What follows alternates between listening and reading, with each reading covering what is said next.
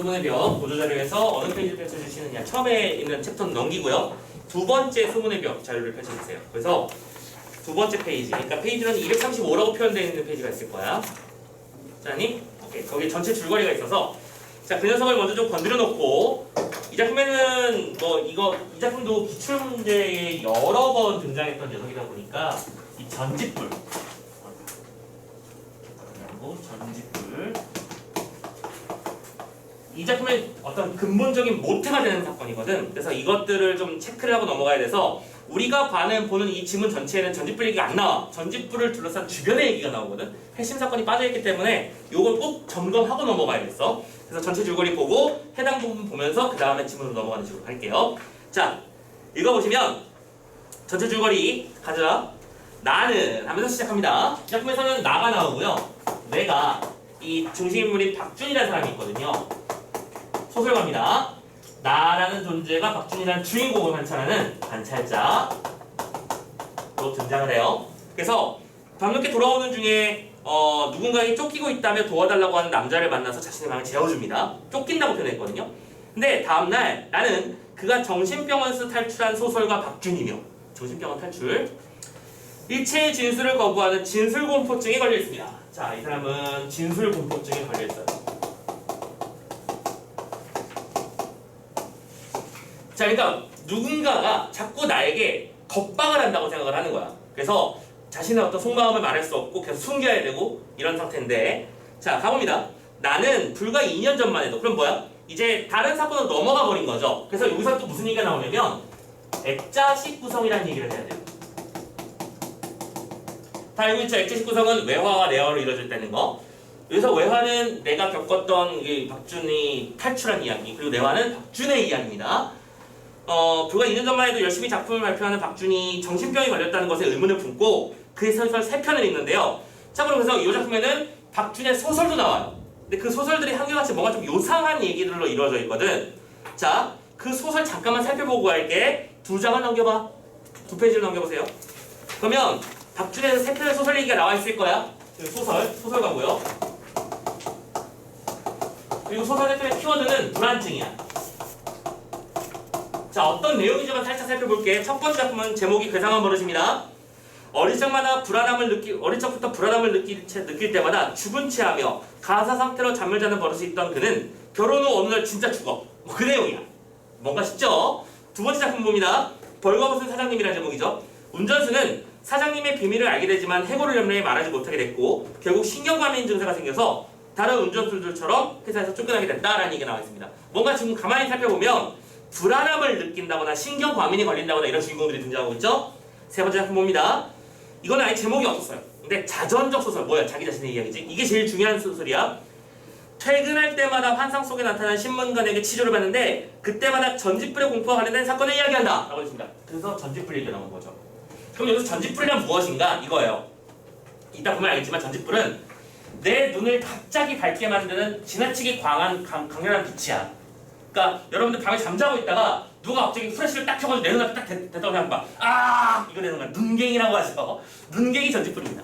근데 자신이 어렸을 때 실제로 그런 것들을 겪어봤던 체험이 공포로 남아서 여러분들 그런 거 있잖아요. 왜 심리 드라마나 형사 드라마 이런 거 보면 왜 그 고문하는 이런 장면도 마찬가지긴 해요.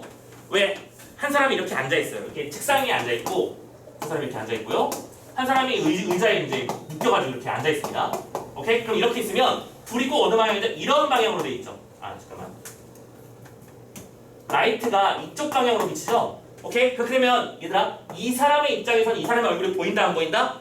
안 보인다. 이거 무슨 상황인지 대충 그림이 그려지시죠? 영화 같은 데서 많이 봤을 거야. 딱 그 상황을 얘기하는 겁니다. 그러니까 이 상황에 처한 나라고 자꾸 생각하는 거야, 자기 자신을. 그래서 다른 사람들이 나를 겁박하려 하고 나에게 진술을 강요하고 있지만 나는 무서워서 못 살겠다 라고 하는 게 이 작품의 핵심 정서인 겁니다. 이런 세 편의 소설이 있었다고 해요. 그리고 마지막 세 번째 소설은 참고로 작품들은 다 발표가 되지 않습니다. 자, 아무튼 다시 이제 앞으로 돌아가세요.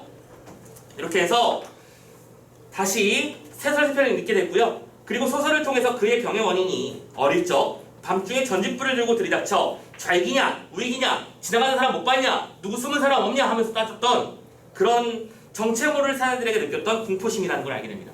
어렸을 적의 트라우마가 커서까지 연결되는 거야.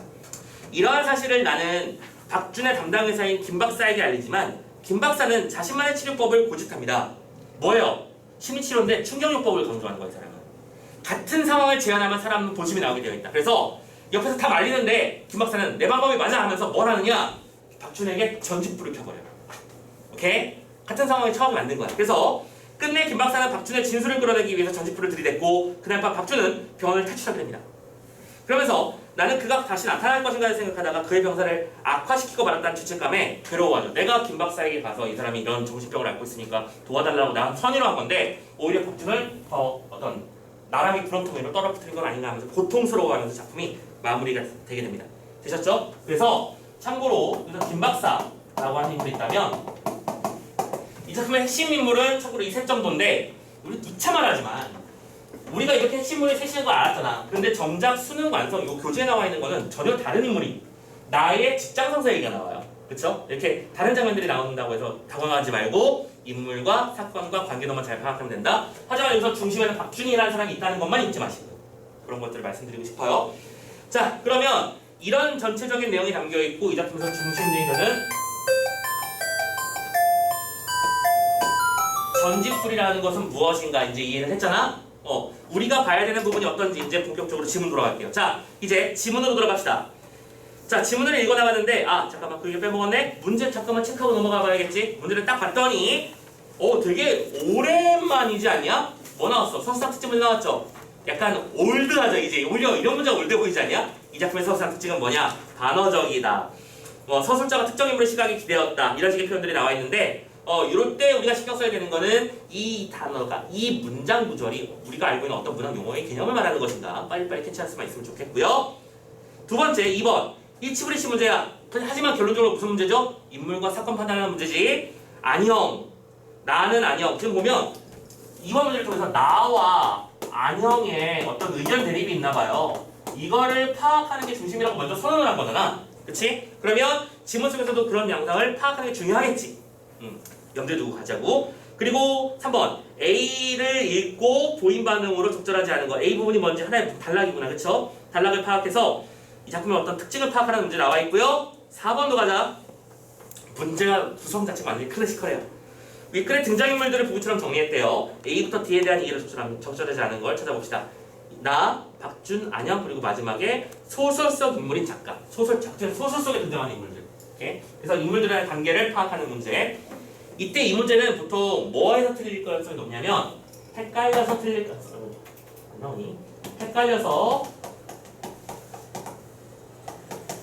가능성이 높으니까 주의 바랍니다. A, B, C가 나오면 이거 되게 단순해요. A는 B의 마지막 소설에서 C의 편집 문제를 막 이런 식으로 얘기하고 있잖아. 그럼 이때 읽을 때요 단어 바꾸면서 읽으세요. 오케이? 나는 박준의 소설에서 안형의 편집에 대한 문제를 제기하고 있다. 이런 식으로. 오케이? 그것만 잘해주셔도 아마 혼돈의 동안에서 넘어왔는데 크게 무리가 없을 거라고 생각합니다. 아무튼 종이 쳐대. 총 4문제가 나와 있는 팩트 지문 구성 확인했고요. 지문 한번 읽어봅시다. 가자! 잡지 편집장인 나는 우연한 기회에 소설가 박준이 가짜로 미치광이 행사를 하며 정신병원에 입원해 있다는 사실을 알게 됐고 그리고 마침 박준이 투고한 작품을 차일피일 미루면서 발표 기회를 주지 않는 이유를 문학 담당 편집자인 안영에 묻습니다. 자, 박준이라는 사람이 또 역시 예상대로 중심에 있죠. 그리고 나는 박준에 대해서 뭐랄까 이거는 의구심이라는 표현은 좀 그런데 궁금해합니다. 박준은 도대체 왜 그런 성격을 가지고 있게 되었으며 왜 소설에는 그런 특징이 나타날까? 오케이? 그러니까 탐구하고 싶어하고 알고 싶어하고 이해 쪽에 가깝죠. 근데 안영은 지금 뭐냐면 발표 기회를 주지 않는데요. 그러면 박준에 대해서 반대의 입장을 취하고 있는 거죠.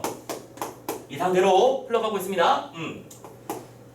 나는 이해를 하기 때문에 박준의 작품이 나와야 된다고 설명할 거고 안영은 그렇지 못해야 된다라고 설명할 텐데 그 이유를 찾아가는 거야. 가자. 아니 그렇다면 이 소설을 내보냈을 때 생길지 모른다는 그 말씀이 도대체 뭡니까? 안영 얘기대로 하면 말썽이고 뭐고 그런 게 생길 수도 없잖아요. 작품 자체가 어떤 발언을 완성된 형태로 말한 것도 아니잖아요. 했더니 안영을 오히려 더욱 자신을 얻었습니다. 그렇죠. 작품 자체가 소재 해석에 실패하고 있다는 말씀은 저도 물론 동감입니다. 하지만 말썽으로 말하면 미완의 작품을 내보냈을 때보다 더 무의미한 말썽이 있겠어요? 되지도 않은 작품을 곧잘 칭찬하고 나서는 자들이 또 틀림없이 준동을 시작할 테니 말입니다.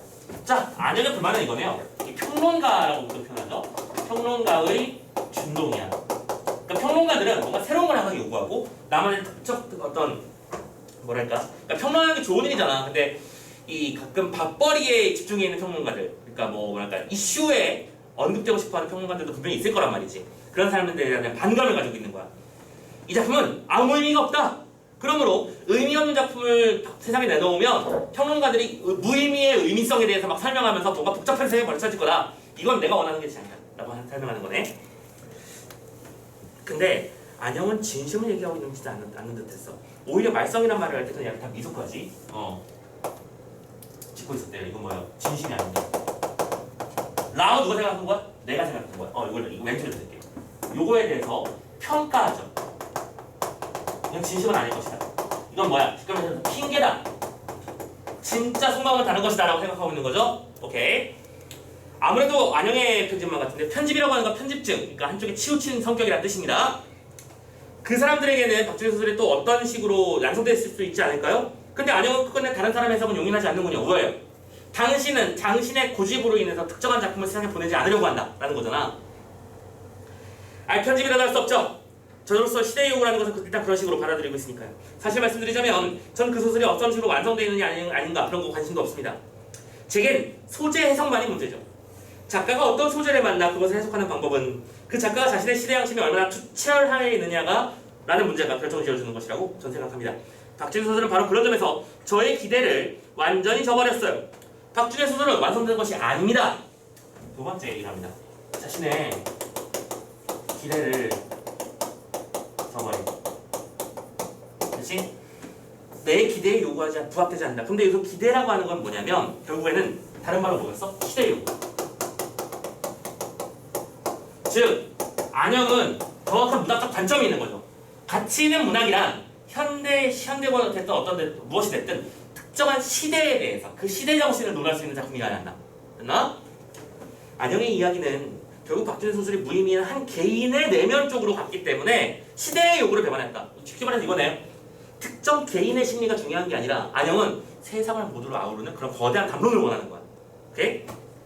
그렇기 때문에 박준희 이 시대의 작가인 이상 그는 절대로 자기 시대의 양심에 가장 우선적인 요구를 배반해서는 안 되며 그것을 동일시한 모든 창작행위는 가혹하게 매도당해도 마땅하다는 소리였다. 이를테면 안영의 시대관이 그렇게 되어 있는 모양이었다. 뭐요?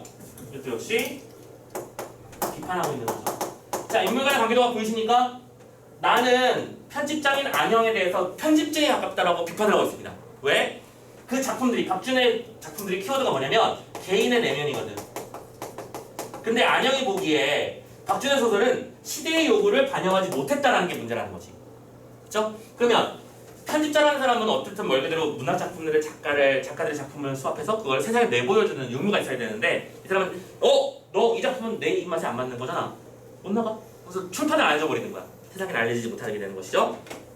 그러면서 마지막에 내가 그런 말을 하면서 끝내잖아. 박준의 소설이 그런 식으로 쓰여졌다고 해서 그 소설이 우리 시대를 외면해버렸다고 장담할 수 없는 거 아닌가요? 하면서 나는 이제 웃을 수밖에 없었다고. 그건 내 일은 아니니까. 내가 이 사람 보고 이렇게 해라 저렇게 해라 말할 수는 없으니까. 됐죠? 자, 그래서 전반부의 핵심 내용은 소문의 벽에서 이 박준의 소설을 둘러싼 인물들의 입장 차이.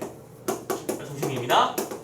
쉬웠어요. 그쵸? 왜냐면 너무나 정확하게 갈등 요소가 등장해 있고, 그지?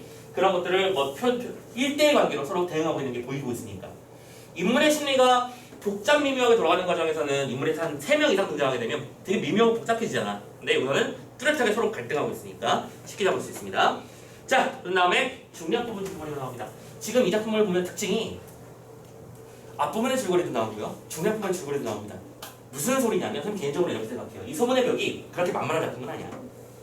선생님이 의도적으로 전체 줄거리를 꼭 봐야 되는 거고라고 하면서 심지어 그 안에 소설까지 다 보여드린 이유가 이 상호관계를 이해하지 못하면 되게 단편화되고 파편화되고 나면 나중에 작품들과 관련된 문제를 풀 때 여러분들이 많이 힘이 들 거예요. 오케이? 잠깐만, 이거 카메라가 좀 돌아갈 것 같은데? 잠깐만요. 된 건가? 자, 다시. 자, 그 점을 염두에 두시면서 중요한 부분 줄거리 봅시다. 박준의 일에 관심을 갖게 된 나는 우연히 박준의 인터뷰 기사를 구하게 됐죠. 그 인터뷰 기사에서 나는 박준이 유년 시대를 겪은 전직불의 공포, 곧 6.25 당시 정찰대인지 공비인지 그 정체를 알 수 없는 사람이 전직불을 얼굴에 내비치면서 너 어느 편이야? 라고 물었던 그 공포스러운 상황을 그럼 어느 편이라고 물었을 때 이거잖아. 자, 자고 있었어. 어느 날 갑자기 눈에 파란불 딱 켜더니 자, 너 빨간색 편이야? 파란색 편이야? 아니면 내 편이 아니면 죽일 거야? 라고 누가 불을 들면서 갑자기 나한테 목숨을 위협하고 있어. 공포스럽겠지. 무슨 상황인지 나의 이념이 뭔지도 모르고 좌익 우익이 뭔지도 모르는 사람이야. 근데 한 편을 들어야 되는데 나머지 편이면 죽여버린대. 무섭잖아. 그게 바로 이 전직불의 공포야. 박준에게 대해서는. 자, 그래서 그 공포스러운 상황을 작가가 된 지금도 느끼고 있다는 내용을 보게 됩니다. 박준은 작가로서의 자기 인식을 억압하는 실체로서의 전직불의 공포를 언급하며 자신의 소설은 바로 이 전직불의 공포를 형상화하고 있는 것이다 라고 밝혔습니다. 박준이랑 인터뷰를 했네요. 자, 이 장면을 잠깐만 보고 갈게요. 자, 보조자료를 다시 꺼내주셔야 됩니다. 보조자료를 펼쳐서 전직불 장면 이 인터뷰 내용을 잠깐만 보고 갈게요. 아까 우리 보자고 했었던 보조자료 두 번째 챕터 있지? 그 첫 번째 페이지 거기서 그러니까 페이지는 234로 돼 있을 거야. 거기서 다지문을 읽을게요. 이 부분을 읽고 가야 돼. 가자. 아마 제가 그래서 저는 누구요? 박준입니다. 그리고 박준의 소설 내용 장면입니다. 이거는요. 아시겠죠? 내화입니다. 제가 유선은 자기 자신인데 유선은 박준 자기 자신인 것으로 자전적으로 표현되고 있지만 그래서 G라고 표현되죠. 국민학교 4학년 때쯤 국민학교래. 그렇죠? 선생님도 국민학교를 나온 사람으로서 동질감을 느끼고 아무튼 국민학교랑 초등학교랑 다른 게 1도 없는 건 알지? 똑같은 겁니다. 그냥 이름만 바뀐 거지. 국민학교 4학년 때라면 그러니까 6.25 전란으로 마을 청년들이 한창 군대 가던 때였어요. 그 무렵에는 순경들이 마을로 들어와서 징집명장을 받지 않는 청년들도 마구 붙잡다가 그냥 입역시켜버립니다. 오케이? 너 전쟁할 수 있는 나이잖아. 가자. 너 무조건 될 것 같다. 그런 식이라는 거죠. 그 때문에 마을에서는 가끔가다 한 번씩 소동이 일어나곤 했는데요. 쫓고 쫓기고 하느라고 말이죠. 그러던 어느 날 밤이었습니다. 어머니가 막 문을 붙여닫고 자리로 들어오는데 과연 또 하나의 발소리가 막 급히 뒤로 쫓아오더군요. 그러더니 그 발소리가 우리들 방문 앞에서 멈춰섰어요. 실례합니다. 실례합니다. 날이선 재촉 소리와 함께 밑에 써져 있지만 말은 실례합니다라고 말했지만 솔직히 실례를 상관하지 않는 상황인 것 같지. 잭지 창문에 불빛이 번쩍거렸습니다. 굉장히 중요한 장면입니다. 이 불빛이라고 하는 건 공포감을 상징하는 거야. 그치? 억압을 상징하는 것이고 저는 가슴이 떨려서 정말 죽을 지경이었죠. 어머니는 그 소리에 막 잠이 깬 사람처럼 졸리는 목소리로 누구요? 하면서 눈을 부비적대면서 문을 열었습니다. 그런데 바로 그 순간이었어요. 열어주신 문 밖에서 갑자기 무시무시하게 밝은 전직불이 방 안으로 쏟아져 들어오는 것이었어요. 그 불빛 때문에 뒤에 선 사람은 알아볼 수가 없을 정도로 말입니다. 하지만 그 불빛 뒤에 선 사람이 누군지는 보지 않고도 알 수 있었죠. 그 사람은 전직불빛을 방으로 쏟아 부으면서 방금 청년한 사람이 방으로 들어오지 않았냐? 라고 묻고 있었어요. 청년들을 붙잡으러 온 지서 순경이 분명히 있었습니다. 저는 그가 순경이라는 것을 알고 나서도 그 무시무시한 전직불 때문에 가슴을 진정시킬 수 없었어요. 지금 나는 잘못한 것도 1도 없고 들어온 사람도 없습니다. 상관이 없는 사람이잖아. 근데 나는 그게 뭐하다? 무섭다. 나를 억압 상황에 몰아넣는 그런 상황. 그건 뭐야? 시대의 폭력이죠. 오케이? 시대의 폭력에서 무서워하고 있고요. 청년을 안에 숨겨두고 나서 그의 물음을 어떻게 대답해야 될지 몰라서만은 아니었어요. 그 전직불빛 때문이었죠. 뒤에 선 사람의 얼굴을 볼 수 없는 그 무시무시한 전직불 말입니다. 오케이? 그럼 전직불이라는 건 뭘 상징한다? 어떤 강력하고 억압적으로 실행되는 권력을 상징하는 것이다. 됐지? 근데 나는 이 소설을 읽으면서 그런 내용을 판단하지만 안영은 그런 것들 생각하지 않고 있는 거예요. 이건 개인심리다 라고 말하고 있는 것이죠. 알겠죠? 자, 이렇게 해서 다시 전직불 사건이 뭔지 정확하게 확인을 하고 왔습니다. 됐죠? 다시 가자. 다시 본문으로 돌아오세요. 인터뷰는 그렇게 끝이 나고 있었다. 이번에는 참고로 그러니까 이건 인터뷰 내용이 아니고 소설 내용이지만 그 장면을 보여드리기 위해서 가져온 거야. 모든 것이 명백해지고 있었다. 박준이 마지막으로 본 전직불의 이야기를 썼던 것은 역시 우연이 아니야. 박준은 작가란 괴로운 일이지만 그 정체가 보이지 않는 전직불의 공포를 견디면서도 끝끝내 자기의 진술을 계속해 나갈 수밖에 다른 도리가 없는 운명을 짊어진 사람들이라고 생각했습니다. 즉, 나는 이제 박준에 대해서 그럼 봐봐. 이 작품에 어떤 큰 코드가 보이지? 가지모는 나의 안영에 대한 생각과 나지모는 나의 박준에 대한 생각들을 서로 나란히 놓고 문제를 처치했구나 라고 판단하시면 되는 거예요. 그래서 박준은 난 뭐합니까? 이해하는 쪽에 가깝죠. 그죠? 그래서 뭐랄까 그러니까 소설가라는 사람들이 소설가의 운명이다. 그 공포와 계속 싸워야 하는 사람들이 그러니까 소설가는 말 그대로 이야기를 풀어내는 사람이잖아, 그렇지? 공포와 계속 싸워야만 하는 인물인 것이 운명이다 라고 생각하면서, 그러나 2년 동안 박쥐는 그만한 가호조차도 지켜내지 못해온 셈이었다. 정신병원 막 입원하고 도망다니고 그랬습니다. 그의 독자들이, 안영과 내가 그의 소설을 내보내주지 않은 교활한 또는 어떤 편집자들이, 이건 안영 얘기하는 거지. 그보다도 더 그의 전집불 뒤에서 끝끝내 정체를 드러내지 않은 채 복수만을 음모하는 모든 사람들이 그들의 입으로 건너다니는 정체불명의 소문들이 그것을 지켜내지 못하게 한 것이다. 일단 박준을 억압하는 요소들. 어렸을 적에는 전집불에 공포가 있고요. 현재는 박준을 차별적으로 대하는, 이건 뭐라고 하면 좋을까? 교활하다? 복수한다? 정체불명의 소문이지, 그치? 정체불명의 소문.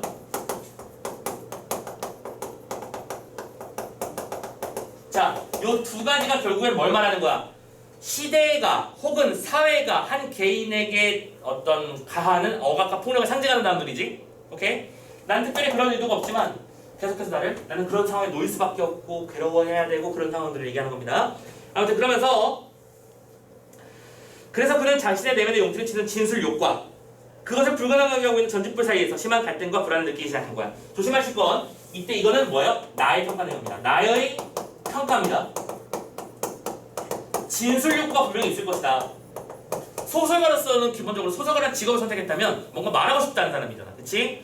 하지만 동시에 공포심,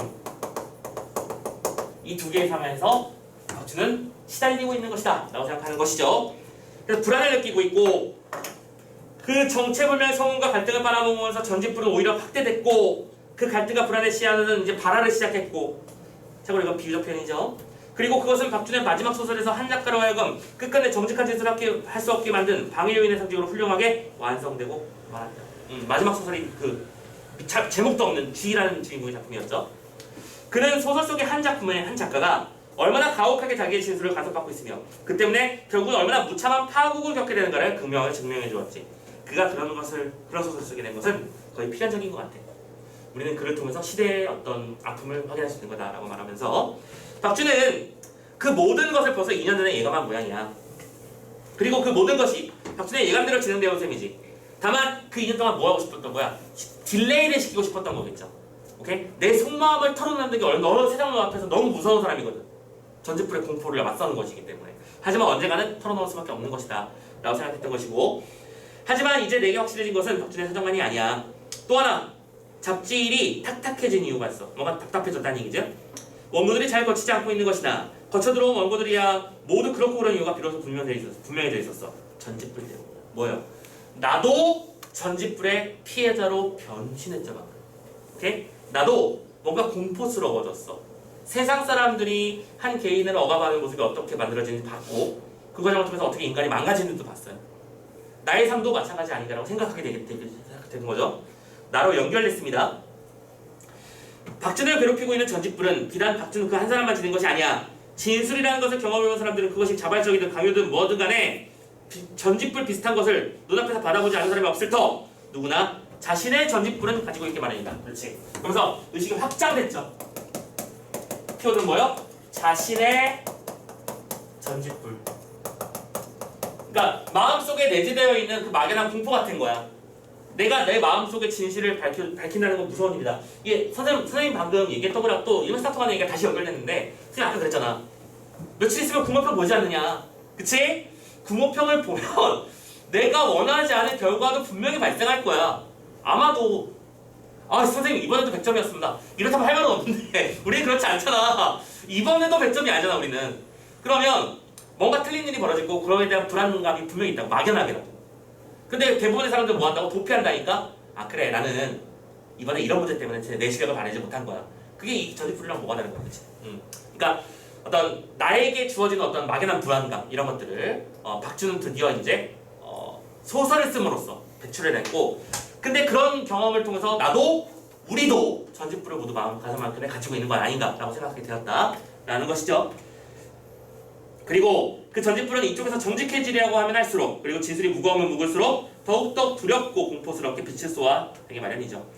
원고들이 잘 거쳐들 리 없었어. 쉽사리 거둬들일 수 있는 글이란 그 전지불빛이 건드려 하지 않은 것들 뿐. 그런 것들은 신통치도 않고요.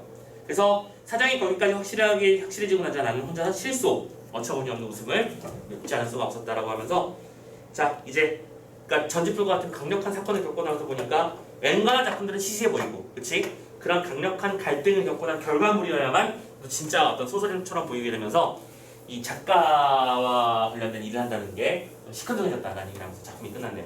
자 봐봐. 이 작품을 통해서 우리가 생각했으면 좋겠는 건 다시 한번 이거야. 선생님이랑 소설 작품을 지금을 정리해가면서 많은 스토리와 많은 등장인물과 많은 어떤 핵심 사건들을 살펴봤는데 만약에 소문의 벽을 그냥 중심 줄거리만 딱 치고 넘어갔다면 만약에 그리고 그 상태에서 거꾸로 이게 우리의 실전 문제였다고 쳐보자. 되게 낯설었을 거야. 그치? 전지풀이라는 단어 하나밖에 모르는 상태에서 전지풀이 딴 사람이랑 무슨 역할을 하는지 보여주고 갑자기 뜬금없이 안영이랑 싸우고 있는 장면이 나오잖아. 근데 그걸 다시 그리고 다시 그 녀석을 다시 역으로 뒤집어 보면 중심인물이 나라는 관찰자를 통해서 박준의 진술 공포증에 연결되는 이 전지풀이라는 사건을 통해서 흐름을 가지고 있다는 걸 알고 있었다면 오히려 이제 할만한 거죠. 알만한 내용이 되는 것이고요. 키워드를 안다라고 하는 건 이런 부분을 말하는 거야. 어떤 장면에 어떤 작품 전체 중에서 어떤 장면이 혹은 어떤 지문 부분이 나오더라도 전체 중심의 추궁만 잘 잡고 있으면 흔들리지 않고 갈 수 있을 것이다. 하지만 읽기 작업이라고 하는 건 거기 상황에 맞춰서 정확하게 판단해 줘야 된다. 오케이? 그 얘기를 하고 싶은 겁니다. 그리고 그건 미리 어떻게 할 수 있다? 문제를 미리 보면 할 수 있다. 됐지? 자, 참고로 1번 문제는 너무 쉽죠. 참고로 5번이었습니다. 서술자의 직접 서술을 통해 서술자는 누구죠? 나라고 하는 관찰자였습니다. 그렇죠? 직접 서술을 통해 인물의 의식과 적중 상황이 독자에게 잘 전달되고 있어. 이런 부분이었잖아. 내가 평가하고 있었고 내가 평가하고 있었지. 그치? 뭐요? 결론적으로 이 두 녀석의 공통점 가지고 문제를 출제한 겁니다. 언제나 이런 식이에요. 됐죠? 특징을 한번 살펴보시고 나머지 2번 선택지 잠깐만 체크.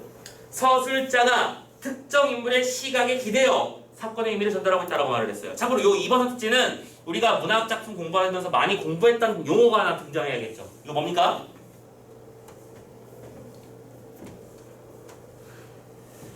분명히 작품이 3인칭이야. 3인칭인데 작품을 가만히 읽어보고 있으면 왠지 1인칭 같은 느낌이 드는 그런 작품들이 있단 말이야. 오케이?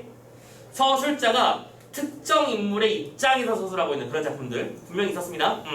지금 2번 선택지는 특정 인물의 시각 기대어라고 했는데 이거를 우리가 문학 용어로 표현을 한다면 잠깐만 용어가 저쪽에 선생님도 기억이 안 나네. 이따 기억나겠지 뭐. 아무튼 3인칭이지만 1인칭처럼 느껴지는 그런 작품들에서 자주 사용되는 그런 선택지거든. 특히 여러분들 이런 것들은 되게 당연합니다. 이런 선택지를 사용할 때는 서술자가 1인칭인지 3인칭인지 가지고 되게 태클을 많이 걸어요. 그런 선택지에서 이제 실수를 하지 않게 조심해 주셨으면 좋겠다. 느낌으로 푸는 게 아니라 근거로 푸는 거다라고 했을 때 2번 선택지 같은 일이 벌어지는 작품에서는 보통 나가 없는데 나가 등장한 것처럼 느껴지기 때문에 1인칭이라는 용어가 등장하게 돼. 근데 그거 되게 조심해야 돼요. 오케이? 특정한 입장에 어떤 치우쳐서 혹은 특정한 입장에 어떤 특정 인물의 시각에서 서술하는 그래 다시 기억났다. 서술 대상의 초점화라는 용어로도 기억하고 있을 거야. 오케이? 이 둘 중에 하나 꼭 하나 기억해 놓으셨으면 좋겠어서 2번 설명 잠깐 했고요. 2번 문제는 어렵지 않지. 나는 안영과 마찬가지로 작품의 완성 방식에 동의하지 않는다. 절대 말도 안 되죠? 나와 안영은 박준의 소설에 대해서 서로 입장 차이를 보였었습니다. 쉽게 체크할 수 있으니까 넘어가고 3번 A 부분을 읽고 보인 반응. 자, 박준의 마지막 소설은 전지불의 불안을 형성한 작품이다. 이때 박준의 소설 쓰기는 정직한 진술을 억압하는 시대적 현실을 드러내기 위한 그런 것이다. 당연한 얘기를 하고 있는데요. 3번 박준의 전지불 이야기는 편집자들의 편견을 이겨내고 작품을 완성할 수 있는 창작 방법. 말도 안 되죠, 그죠? 결국에는 박준의 작품은 세상에 나오지 못했습니다. 당장 안영 같은 사람이 여기서 막혀 있었잖아. 시대적 요구를 반영하지 않았다는 이유로. 오케이? 자, 그러니까 말도 안 되는 선택지 잡을 수 있고요. 4번 이런 문제. 자, 문제를 딱 보자마자 가로 열고 3점이 쓰여있단 말이야. 이런 거 생각보다 조심해 주셔야 됩니다. 3점이라는 말이 쓰여있다는 얘기는 나를 헷갈리게 만들 포인트가 있다라는 뜻으로 번역해 주셔야 돼요. 근데 여러분들 질문 많이 받는 것 중에 선택지를 여러 번 읽게 되는 경우가 있다라고 하는 경우가 보통 이런 부분일 텐데 이런 부분일수록 실수를 줄이는 게 핵심이야. 처음 읽을 때 꼼꼼하게 똑바로 읽는 게 중요해. 급하면 되게 당연해 보이는 것도 우리 자꾸 놓치기 마련이거든. 여기도 마찬가지야. 그냥 번역하면서 읽을게. 서술자인 나는 박준과 갈등하고 있는 안영의 시대감에 대한 가치 판단을 배제한 채 이야기를 객관적으로 전달하는 역할을 한다. 말도 안 되잖아. 이게 3점이냐고? 이런 느낌이 들지 않니? 오케이? 나는 안영의 가치 판단을 배제한 채 이야기를 객관적으로 전달하는 그런 사람이 아니죠. 오히려 나와 안영은 갈등하고 대립하는 관계였습니다. 오케이? 그 사람을 배제한 채 나는 나만의 세계를 그려낼 거야. 이렇게 말한 게 아니잖아요. 너무 쉽죠? 그래서 간단하게 볼 수 있다라는 것 좀 잡아주셨으면 좋겠고, 똑바로만 읽으면 실수만 없으면 쉽게 해결할 수 있는 문제일 거라고 생각합니다. 됐죠? 자, 오케이, 좋습니다. 여기까지 해서 소문의 벽 첫 번째 작품 끝냈고요. 오늘 남은 시간 어차피 1시간 정도 반 정도 남은 것 같은데 남은 시간도 일단은 문학으로 쭉쭉 달려가겠습니다. 뒤에 바로 탄군가도 있고 해서 잠깐만 쉬었다가 뒤에 있는 탄군가 파트를 먼저 좀 치고 갈게요. 잠깐 손 좀 들고 갑시다.